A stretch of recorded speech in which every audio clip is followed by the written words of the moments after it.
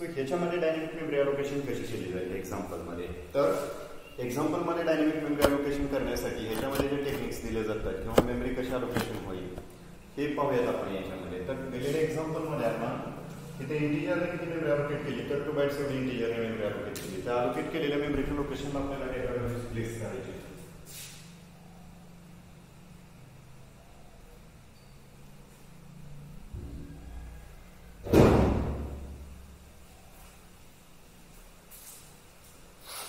आता ह्याच्यामध्ये एक्झॅक्टली कुठे व्हॅल्यू स्टोअर केली जाईल किंवा कुठे प्लेस केली जाईल हे एक्झॅक्टली सांगता येणार नाही, पण जिथं कुठे केली जाईल. सपोज आता ह्या लोकेशनला जर डेटा व्हॅल्यू प्लेस केल्या तर तिथं आपल्याला काय होणार की मेमरी अलोकेशन तयार झाली सिक्वेन्शियली. ओके,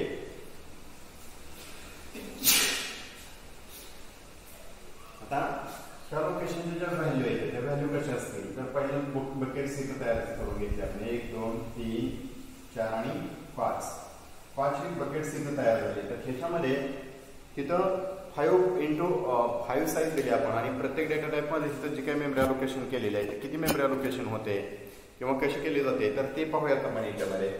तर इथं हा आता काय करतोय की ह्या M5 साठी मेमरी अलोकेशन केली तर आता ह्याचा ऑलवेज लोअर इंडेक्स किती असतो तर प्रत्येक व्हेरिएबलचा अरे मधला लोअर इंडेक्स हा 0 पासून स्टार्ट होत असतो. सो फर्स्ट इथं लोअर इंडेक्स किती मिळाला तर लोअर इंडेक्स हा 0 मिळाला. आता ह्याच्यामध्ये लोअर इंडेक्स आपण इथे कॅल्क्युलेट केला 0.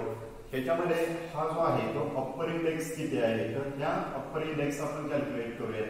अप्पर इंडेक्स किती आहे तर त्या एक्झाम्पल मध्ये यांची व्हॅल्यू दिलेली आहे 5. म्हणजे इथं लोअर इंडेक्स सुरुवात झाला तर ह्याची साईज -1 केला तर साईज -1 केला तर 5 - 1 = 4.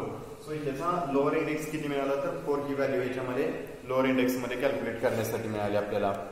ठीक आहे, तर ह्याच्यामध्ये हा लोअर इंडेक्स आपल्याला 4 मिळालेला आहे. देन आपण याच्यामध्ये व्हॅल्यू कशा प्लेस होतील तर फर्स्ट आपण इथे घेतला n0 कारण लोअर इंडेक्स हा पूर्ण स्टार्ट होतो 0 पासून होतो.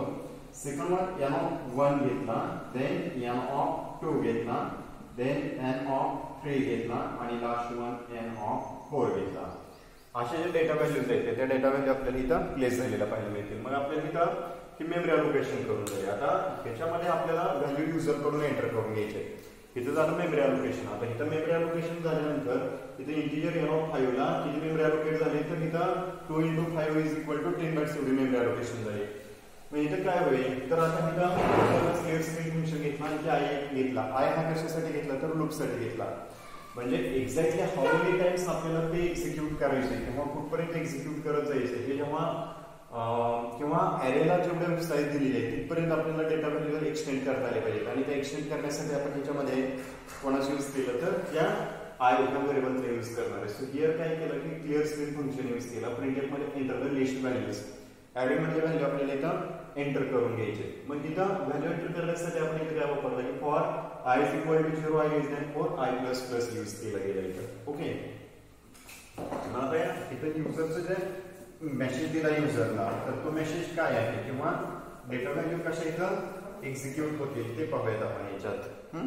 सो फर्स्ट इथं enter the list of values दिले तर कंडिशन चेक केली की आय ची व्हॅल्यू किती आहे 0 म्हणजे 0 हा 4 पेक्षा लहान आहे.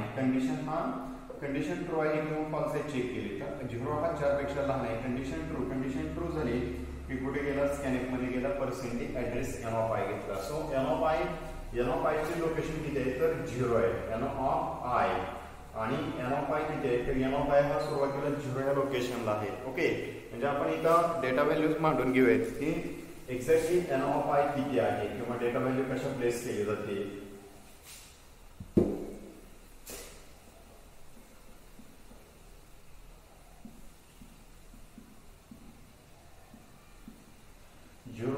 पहिली व्हॅल्यू घेतली 10. ओके, इथं पहिल्यांदा ऍड्रेस n(i) म्हणजे तिथं त्या लोकेशनला जाऊन व्हॅल्यू प्लेस केली. तिथून नंतर काउंटर काय झाला की 1 ने अपडेट झाला. आता i ची व्हॅल्यू किती आहे 0 + 1. बाय डिफॉल्ट सेकंड प्लसचे जे मिनिंग असते ते 1 ही व्हॅल्यू असते. आपण इथं काय केलं की 0 + 1 म्हणजे इथे किती मिळालं आपल्याला 1 ही व्हॅल्यू मिळाली. तर 1 हा 4 पेक्षा लहान आहे. कंडिशन ट्रू लगेच कुठे गेला स्कॅनएफ फंक्शन कडे गेला. स्कॅनएफ फंक्शन मध्ये काय केलं पर्सेंटली आणि ऍड्रेस n(i) घेतला. तर आपल्याला सेकंड व्हॅल्यू किती रीड करायचं सांगितली 20. तर युजर कडून इथं सेकंड व्हॅल्यू मिळाली. इथे किती मिळाली 20 व्हॅल्यू मिळाली. म्हणजे त्याच्यामध्ये n(i) एन ऑफ आयचा लोकेशन आयडी किती आहे तर 1 आहे आणि 1 ह्या लोकेशनला ही 20 व्हॅल्यू इन्सर्ट केली. देन सेकंड वन परत त्याच्यानंतर कोण अपडेट झाला तर आयची व्हॅल्यू 1 आहे. 1 अधिक 1 इथं 1 अधिक 1 घेतला तर इथं आयची व्हॅल्यू किती झाली 2. मग 2 हा 4 पेक्षा लहान आहे. Condition true. लगेच कुठे गेला स्कॅनिंग फंक्शन मध्ये गेला percentage address N of I घेतला तर तिथं एन ऑफ आय आता एन ऑफ आय किती मिळाला तर 2 मिळाला. इथं नेक्स्ट वन व्हॅल्यू जे आहे ते 30 ही व्हॅल्यू आपण काय केली तर तिथं राईट डाऊन केली किंवा युजर कडून घेतली तर प्लेस केली इथं. ओके सो इथं 30 व्हॅल्यू मिळाली. Then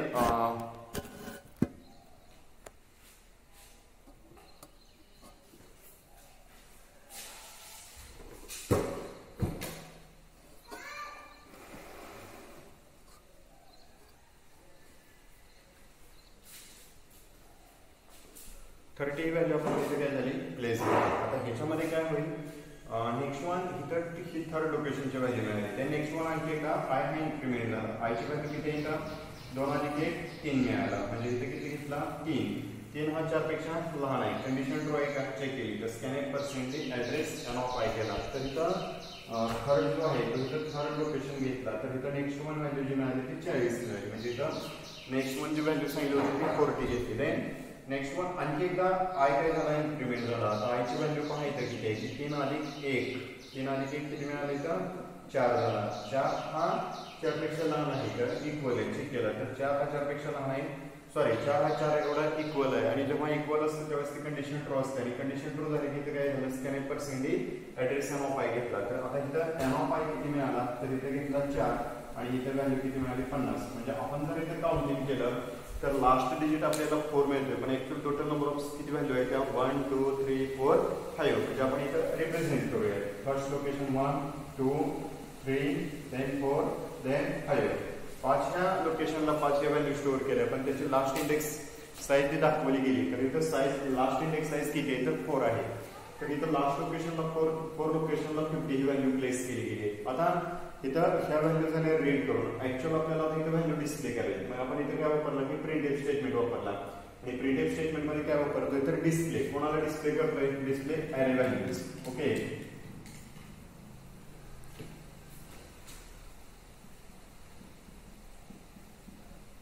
display array values.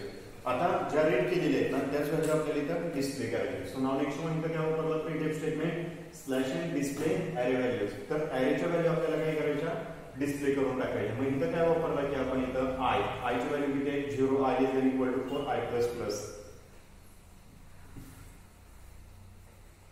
आयची व्हॅल्यू किती आहे फर्स्टली आय असाइन केला 0.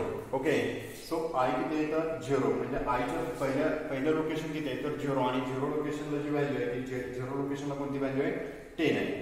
ओके पण इथं कंडिशन कम्पेअर केली. इथं कंडिशन कम्पेअर करत असताना काय कंडिशन कम्पेअर केली की 0 इथं आयची व्हॅल्यू आहे 0 आणि कंडिशन मध्ये व्हॅल्यू आहे 4 तर 0 हा 4 पेक्षा लहान आहे. कंडिशन ट्रू केली. पण इथं लगेच कुठे गेला प्रिंटएफ स्टेटमेंट मध्ये गेला. प्रिंटएफ मध्ये printf slash percentage N of I तर एन ऑफ आय पहिली व्हॅल्यू किती आहे 0 तर इथं पहिल्यांदा व्हॅल्यू किती डिस्प्ले करेल 10. देन नेक्स्ट वन हिथून झाल्यानंतर न्यू लाईनला गेल्यानंतर आय प्लस प्लस झाला. आता किती आहे 0 प्लस 1 इथं किती आहे तर 0 प्लस 1 म्हणजे इथे किती मिळाला 1 मिळाला. ओके 1 हा 4 पेक्षा लहान आहे. कंडिशन ट्रू आहे का फॉल्स आहे ते चेक करायची. आता सपोज ह्या केस मध्ये जर पाहिलं तर आयची व्हॅल्यू किती आहे तर आयची व्हॅल्यू ही 1 मिळाली आणि कंडिशन मध्ये व्हॅल्यू किती आहे 4. 1 हा 4 पेक्षा लहान आहे म्हणजे कंडिशन ट्रू झाली. तर कंडिशन ट्रू झाल्यानंतर लगेच कुठे गेला प्रिंटएफ स्टेटमेंट. प्रिंटएफ हे काय आहे तर इथं हा जो आहे तो हा आउटपुट स्टेटमेंट दाखवते आणि आउटपुट कोणाच दाखवते तर तिथं slash N it is also called as new line. Okay हा न्यू लाईनला गेला इथं आणि त्या न्यू लाईनला जाऊन कोणाला डिस्प्ले करतोय तर percent D N of I. तर पर्सेंट डी काय करतोय स्लॅश एन पर्सेंट डी म्हणजे कोणता आला इंटिजर. ओके आणि एन ऑफ आय. आता एन ऑफ आय लोकेशन कोणता आहे तर तिथं हा जो घेतला तर एन ऑफ आय हा इथं जर पाहिलं तर सेकंड लोकेशन आहे. ऍक्च्युअली त्याची जी व्हॅल्यू आहे ती व्हॅल्यू किती डिस्प्ले होईल तर 20 ही व्हॅल्यू डिस्प्ले होईल. देन मग इथं 20 झाल्यानंतर नेक्स्ट वन परत काय होईल की कर्सर एक व्हॅल्यू इन्क्रीमेंट करेल. आता इथे किती आहे 1 plus 1 there is a 2 value. Okay इथे घेतला 1 प्लस 1 इथं 1 प्लस 1 इथं मिळाला 2 आणि इथं कंडिशन कम्पेअर केली. इथं चेक करूया 2. ओके 2 हा 4 पेक्षा लहान आहे का एस 2 हा 4 पेक्षा लहान आहे कंडिशन ट्रू लगेच कुठे गेला प्रिंटेड पर slash N percentage N of I तर आता इथं एन ऑफ आय हा सेकंड लोकेशनला जर पाहिला ऍक्च्युअल थर्ड लोकेशनची व्हॅल्यू 30 ही व्हॅल्यू इथं काय होईल डिस्प्ले केली जाईल की 30 ही व्हॅल्यू इथं डिस्प्ले झाली देन नेक्स्ट वन त्याच्यानंतर परत काय झाला की आय हा एक इन्क्रीमेंट झाला आता आय ची व्हॅल्यू जी आहे ती आय ची व्हॅल्यू किती आहे तर इथं आहे 2 अधिक 1 म्हणजे इथे किती मिळाला 3 मिळाला ओके कंडिशन कंपेअर केली तर रिलेशनल ऑपरेटरचा यूज केला आणि कंडिशन मध्ये व्हॅल्यू टाकली की 3 हा 4 पेक्षा लहान आहे कंडिशन ट्रू तर 3 हा 4 पेक्षा लहान आहे कंडिशन ट्रू लगेच कुठे गेला प्रिंटेड मध्ये slash N percentage N of I तर आता इथं एन ऑफ आय घेतला आणि एन ऑफ आय जो आहे तो इथं थर्ड लोकेशन म्हणजे ऍक्च्युअल चौथी व्हॅल्यू जी आहे ती तर किती मिळाली तर 40 व्हॅल्यू मिळाली देन परत आणखी एकदा काय झालं की आणखी एकदा काउंटर हा एक इन्क्रीमेंट झाला सो इथे किती 3 + 1 देयर इज अ 4 इथं व्हॅल्यू किती मिळाली 4 ही व्हॅल्यू मिळाली 4 आणि 4 बोथ आर इक्वल्स आता इथं दोन्ही इक्वल आहे म्हणजे कंडिशन ट्रू आहे आणि कंडिशन ट्रू आहे म्हणजे कुठे गेला प्रिंटेड मध्ये slash N percentage N of I आता इथं एन ऑफ आय आपण इथं मांडून घेतला तर एन ऑफ आय हा किती मिळाला तर 4 मिळाला आणि चौथ्या लोकेशनची जी व्हॅल्यू आहे ती फोर्थ लोकेशनची व्हॅल्यू जी आहे ती किती इथं 50 आहे आणि ह्या 50 ची व्हॅल्यू जी आहे ती इथं N of I fourth location इथं 50 व्हॅल्यू मिळाली देन आणखी एकदा परत काय झालं की कंडिशन इन्क्रीमेंट झाली आता इथं कंडिशन मध्ये व्हॅल्यू किती आहे तर 4 अधिक 1 इथं झाला 5 कंडिशन कंपेअर केली तर कंडिशन काय झाली फॉल्स आणि इथं कंडिशन फॉल्स झाली की लगेच तो कर्सर कुठे गेला गेट सीएच कडे गेला आणि गेट सीएच कडे गेला म्हणजे प्रोग्रामचं एक्झिक्युशन संपलं आता नोट आठवणीत काय ठेवायचं आहे की जेव्हा आपल्याला 1 डायमेन्शनल ॲरे असेल किंवा 2 डायमेन्शनल ॲरे असेल तर त्याच्यामध्ये जेव्हा व्हॅल्यू आपल्याला रेंट करून घ्यायची असतील किंवा डिस्प्ले करायचे असतील तर there is a required for one for loop statement because जेव्हा आपल्याला त्या व्हॅल्यू प्लेस करायचे असतात किंवा रँडमली आपण इन्क्रीमेंट करत जातो म्हणजे सिक्वेन्स आपण जेव्हा मेंटेन करतो तेव्हा त्या व्हॅल्यू बाय डिफॉल्ट एक इन्क्रीमेंट करण्यासाठी आपण इथं आय प्लस प्लस यूज करतो किंवा लूप यूज करतो आणि त्याच्यामध्ये ज्या व्हॅल्यू आहेत त्या व्हॅल्यू तशा सिक्वेन्शियली 1 2 3 4 5 अशा इन्क्रीमेंट होत जातात म्हणजे जोपर्यंत तुमचं लास्ट अप्पर लिमिट संपत नाही म्हणजे इथं साईज दिलेली आहे 5 आणि तुम्हाला 10 व्हॅल्यू घ्यायची असतील तर फक्त इथं 5च व्हॅल्यू रीड करता येतात त्याच्यासाठी तुम्हाला तिथं ॲरेची जी साईज आहे त्या ॲरेची साईज आपल्याला फर्स्टली 10 डिक्लेअर करायला लागेल आणि देन मग आपण इथं काय करू शकतो त्याच्या ज्या व्हॅल्यू आहेत त्या व्हॅल्यू आपण तिथं राईट डाऊन करू शकतो ओके सो ह्या एक्झाम्पलमध्ये फर्स्टली जी व्हॅल्यू घेतलेली आहे ती व्हॅल्यू आपण कशी घेतली तर कंपाईल टाइम व्हॅल्यू घेतलेली आहे म्हणजे ह्याच्यामध्ये एव्हरी टाइम जेवढ्या वेळेस तुम्ही प्रोग्राम हा एक्झिक्यूट कराल तेवढ्या वेळेस त्याच्यामध्ये ह्याच्या ज्या व्हॅल्यू आहेत त्या व्हॅल्यू किती असणार आहेत